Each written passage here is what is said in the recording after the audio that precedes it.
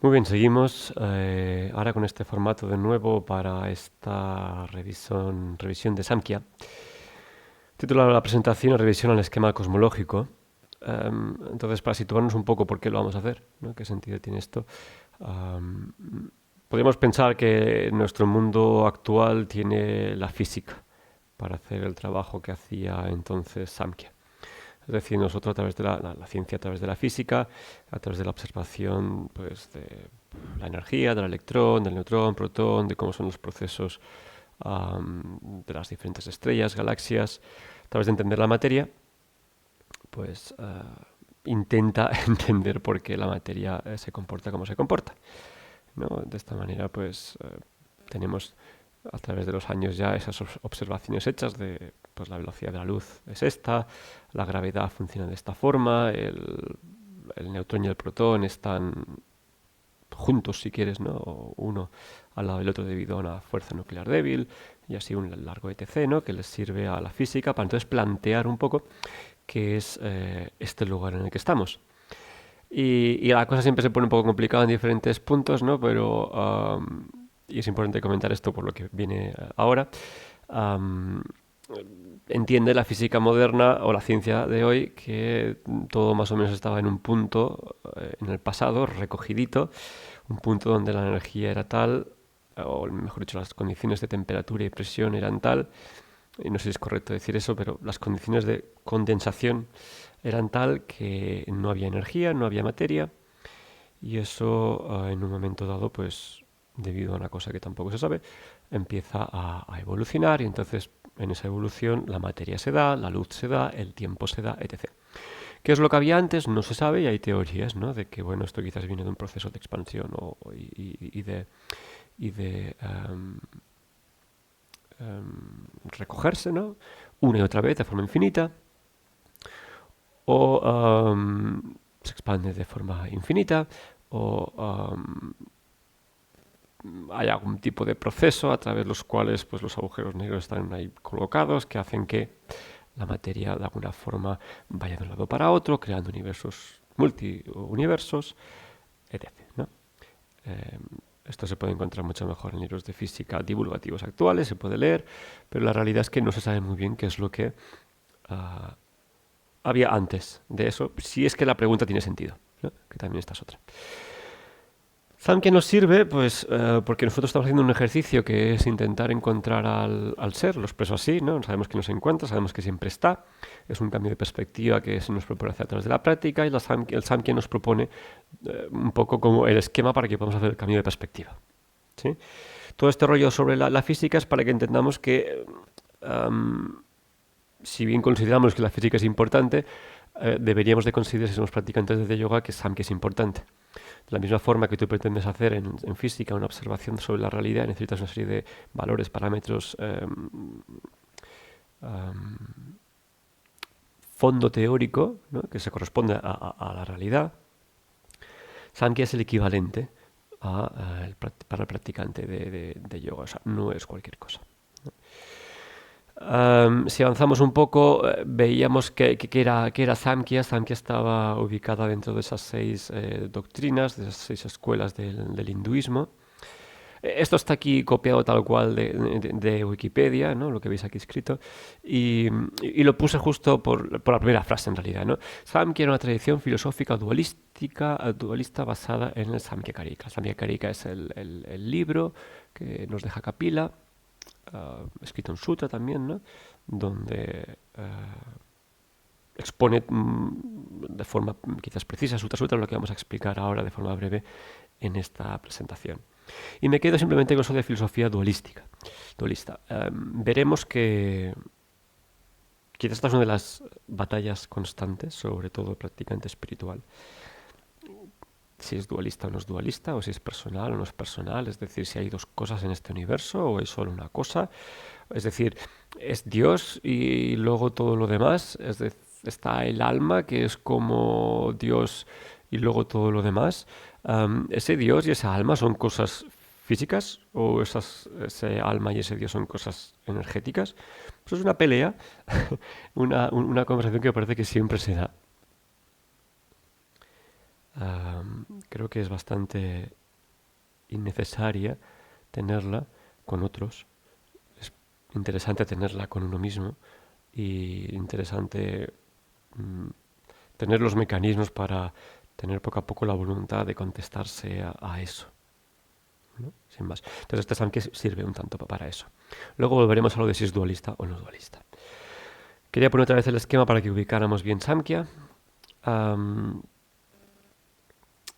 Y vuelvo a ponerse también porque este esquema del que hemos visto antes nace después. Es decir, en teoría es Adi Sankaracharya, que tenemos aquí como primer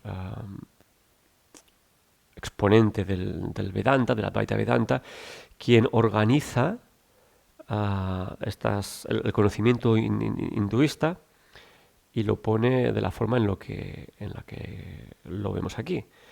Su trabajo a veces también se le asocia a Vyasa. Bien, las cosas de la historia, ¿no? Vyasa en teoría quizás se le da más el peso de haber organizado todo lo que son el Rig Veda, ¿no? Perdón, los 4 Vedas, ¿no? Y haber organizado eso de una forma más o menos coherente, hasta quizás todo lo que es la época védica, vamos a pensarlo así. Vedanta viene mucho más tarde en el tiempo. Fijaos, ¿no? Adi Sankaracharya lo ubicamos en esta época. Entonces, debemos de pensar que él fue alguien que cogió todos esos textos Upanishads, los Yoga Sutras escritos, las diferentes doctrinas escritas, pero no organizadas como tal. Y él dice, bueno, vamos a organizar los textos por categorías de pensamiento. Vamos a organizar los textos por lo que nos quieren decir. Y entonces ahí salen como esas 6 escuelas, ¿no? Seguramente esa organización sea un tanto siempre confusa para nosotros, ¿no? Y nos cueste ubicar en realidad dónde está cada cosa. Hay que pensar, por ejemplo, Kapila Samkhya influye tremendamente en todos los Upanishads.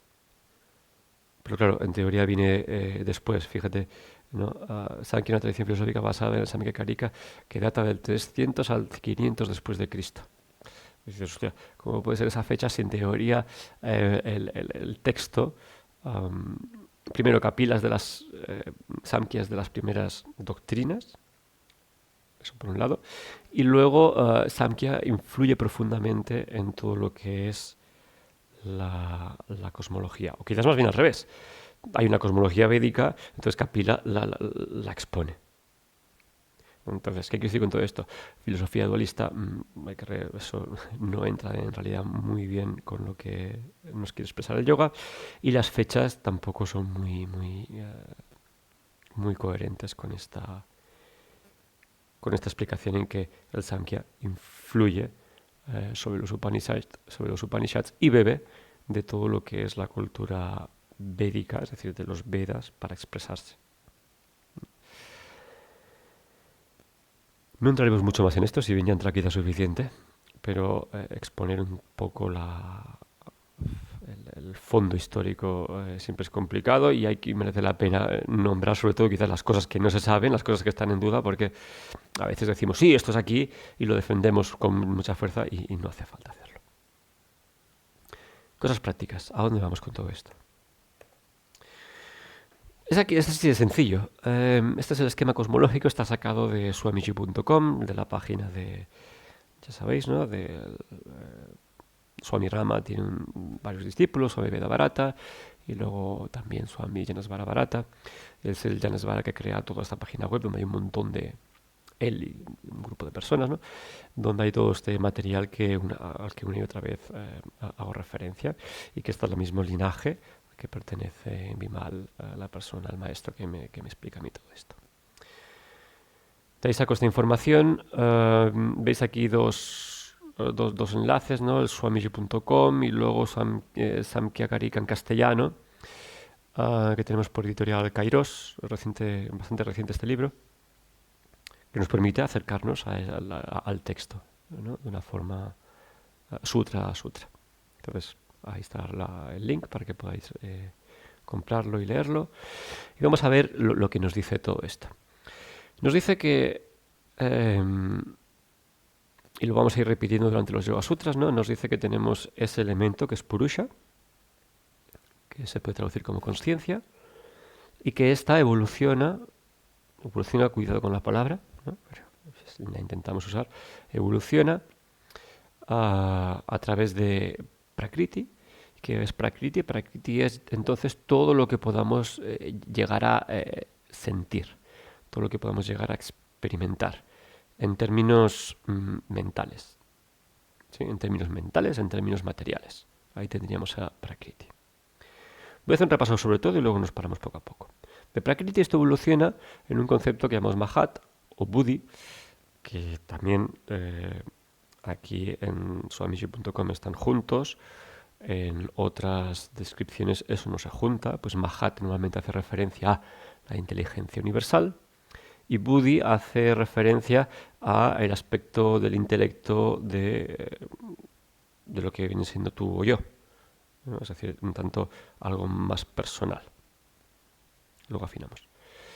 Luego tenemos el concepto de Ahamkara, del ego, y luego esto evoluciona a través de lo que son las tres energías o los tres gunas de sattva, tamas y rayas. Por un lado evoluciona, o más bien sattva nos da paso a lo que son los sentidos, que lo lo llamamos los 5 yanendriyas, y las 5 acciones, que es lo que llamamos los 5 karmendriyas. En los 5 sentidos, por ejemplo, tenemos el sentir, el oler, el saborear, el ver, ¿sí? Y en los 5 acciones tenemos la capacidad de hablar, la capacidad de coger, la capacidad de movernos, la capacidad de procrear y la capacidad de sacar. Todo esto evoluciona desde sattva y luego tenemos desde tamas evolucionan lo que son, esto es un tanto abstracto, lo que son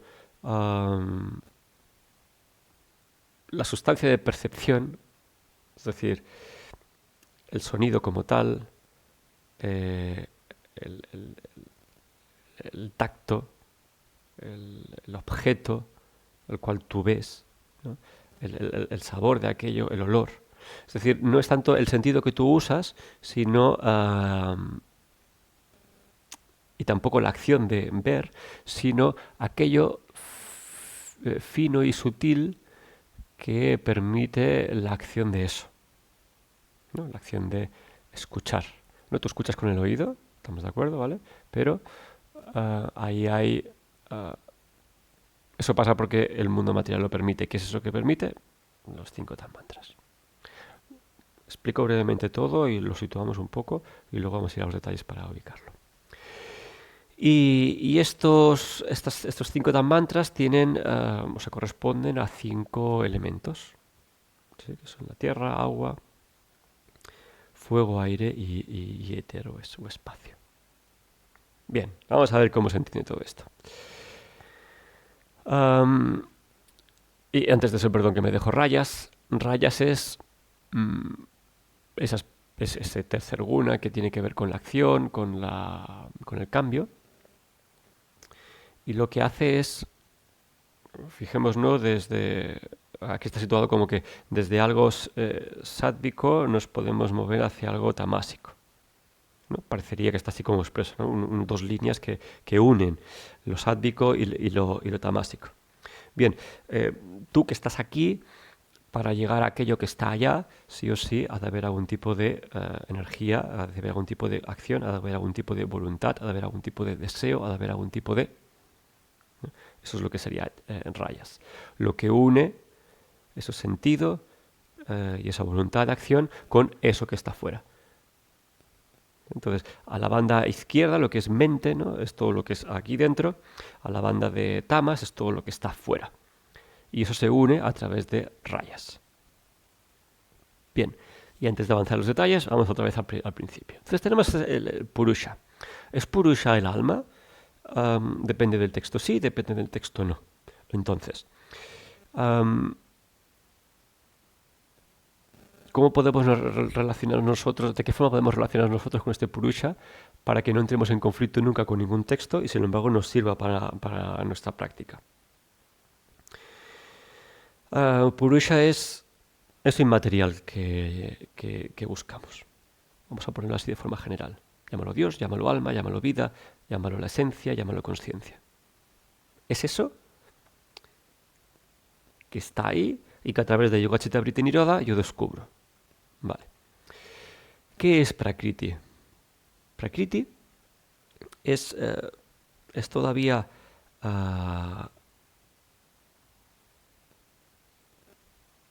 digamos que empieza todo el movimiento de la...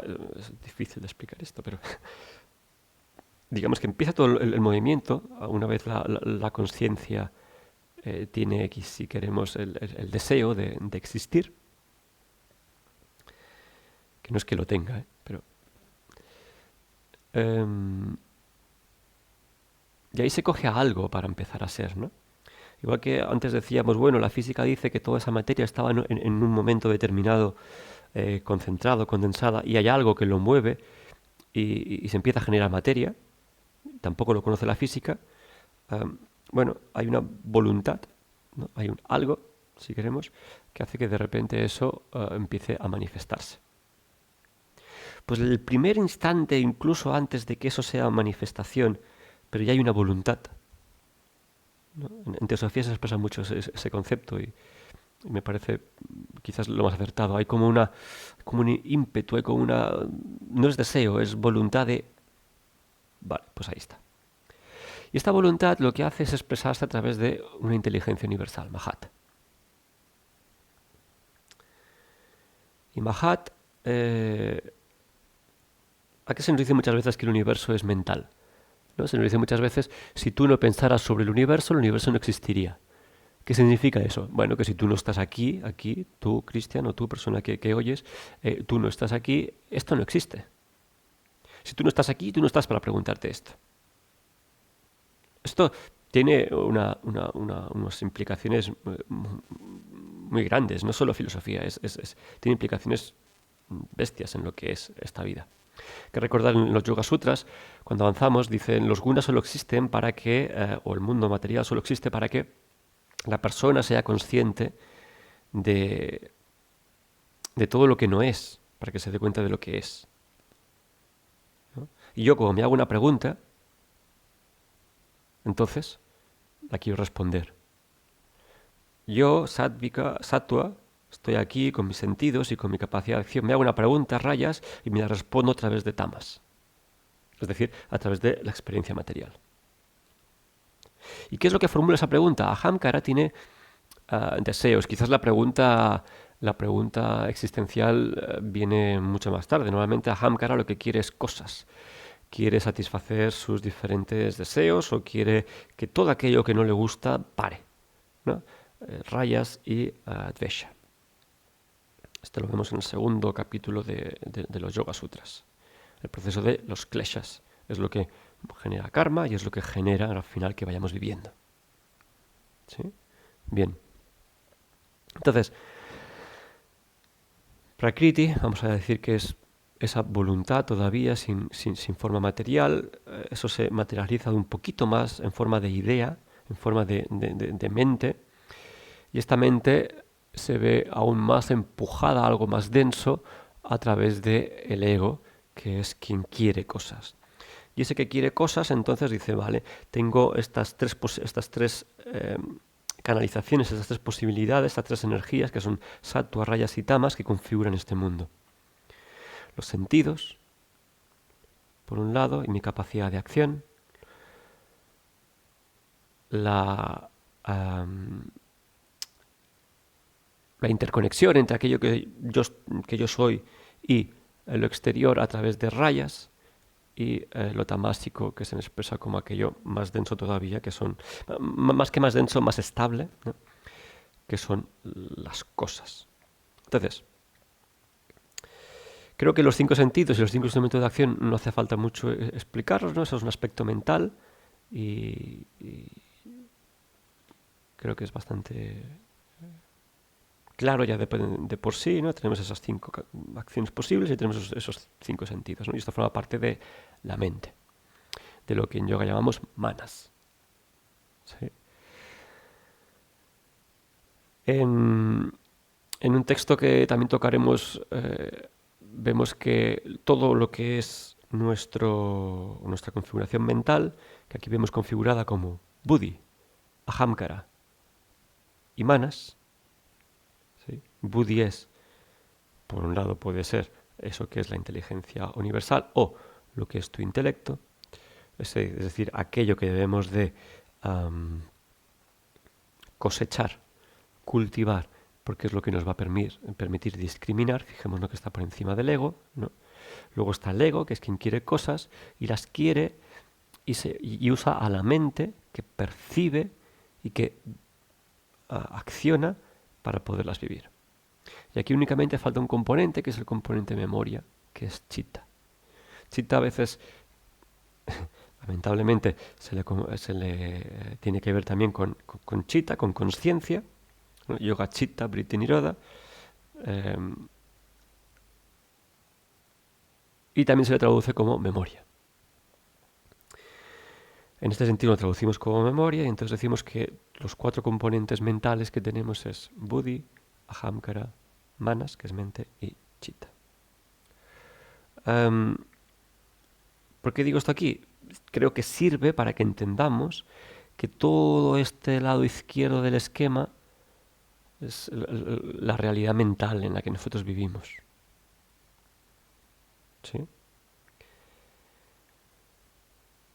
Está esa conciencia que tiene una voluntad y da ahí, ¡pam!, ideas ya más concretas. Sea lo que sea que esto significa. Bajamos hasta el ego y luego bajamos hasta nuestra mente. Y al otro lado tenemos todo el mundo material que nos permite percibir, es decir, el sonido como tal, ¿no? El sonido es una experiencia física, ¿no? O la luz como tal, ¿no? El objeto o sustancia de percepción de la vista.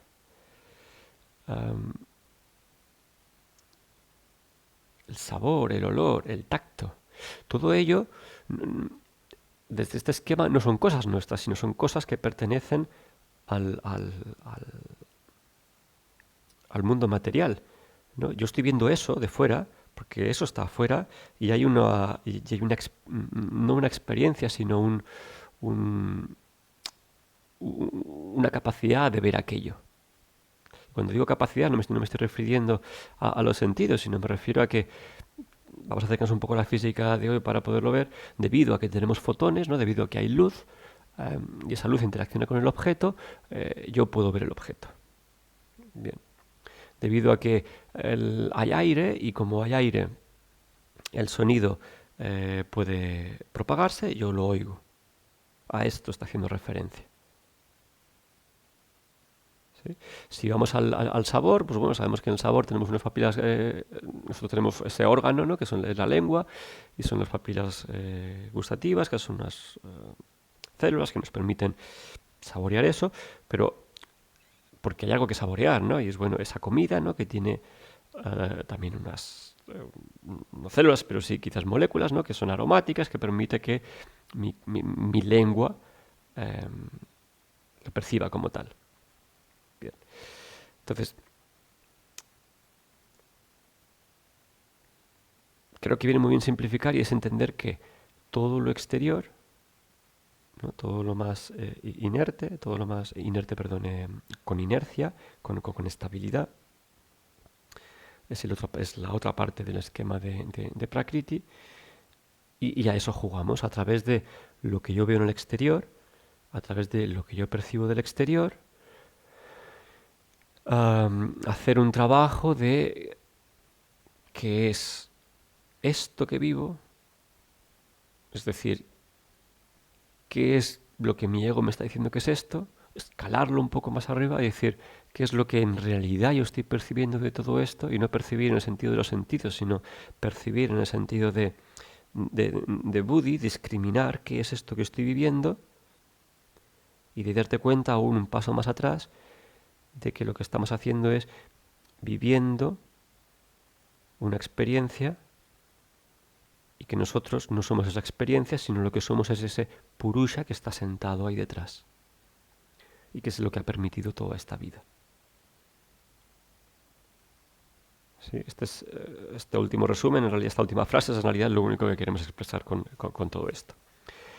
Es un tanto complicado quizás acercarnos a este esquema, pero ahora voy a hacer la vuelta al revés, ¿no? Entonces tenemos ese alma que usa el mundo material para vivir. Bien. Usa ese mundo material para vivir a través de una mente, a través de un ego y a través de unos sentidos y una capacidad de acción que se vincula con el exterior. No soy el exterior, no soy la mente, no soy el ego. Simplemente uso a la vida material para vivir. Yo soy conciencia. Y eso es lo que nos trata de explicar este esquema. Y claro, esto es importante porque si no lo tenemos claro y cuando meditamos o cuando practicamos, si queremos, ¿no? Cuando nos relacionamos con el exterior no tenemos esto en cuenta, pues es difícil, ¿no? Creo, es difícil. Es difícil practicar yoga en el sentido de que me es más fácil todavía confundirme. ¿No? Tengo que tener claro, está todo eso de ahí fuera, está esto de aquí dentro, que en realidad son la misma cosa, ego, ¿no? Ahamkara, el ahamkara es quien lo separa, ¿no? Fijaos aquí cómo está ubicado. A partir de ahamkara tenemos por un lado el yo, la mente, y por otro lado lo otro. Bueno, pues no decíamos que todo era una única cosa. Sí, de hecho, Purusha. Que usa vehículos, igual que tu mano derecha no es tu mano izquierda, ¿no? Pero forman parte del cuerpo. ¿Cómo vas a separar tu mano derecha de la izquierda? Puedes vivir sin mano derecha, claro que sí. Igual que puedes vivir sin muchas cosas. Pero y sigues viviendo. La separación es una cosa que puede hacer nuestro ego, ¿no? Y lo hace. Entonces, ¿es este un esquema dual? No, no es un esquema dual. Es una única cosa que se vive de múltiples formas. Es la luz blanca que al tocar objetos vemos diferentes colores, porque cada objeto irradia una frecuencia diferente, una longitud de onda diferente. Y por eso vemos el rojo, el verde, el tal. El concepto de la luz nos puede servir, el concepto de cualquier concepto que te ayude de que algo se hacen muchas cosas, te puede ayudar a entender eso. Entonces, esto no es dual, esto es un sistema donde hay una única realidad que sin embargo percibimos erróneamente de forma diversa. ¿Sí? Entiendo que es complejo, ¿no? Y que mientras hemos ido hablando solamente los primeros minutos de toda esta presentación han sido de lo más abstractos. Espero que aquí al final todo haya cogido bastante sentido y te recomiendo que vuelvas a echarle un vistazo a lo que hemos hablado antes y insisto, aquí las preguntas bienvenidas para que esto se pueda ubicar, pero es importante que se ubique este esquema dentro de todo lo que son los Yoga Sutras. ¿Sí? Seguimos, muchas gracias.